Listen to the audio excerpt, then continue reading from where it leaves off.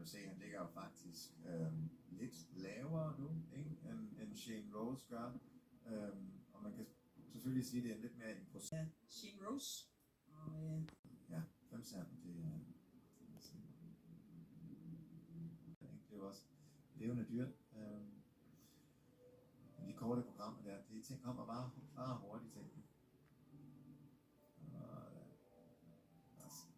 fordi at Det er jo 5-stjernet dressur og springning, og nogle gange her, så bliver det lidt snæver for, at man kommer til at faktisk lidt at holde balancen lidt i tøjlerne, og det er jo egentlig det, man ikke skal, ikke? Man skal sidde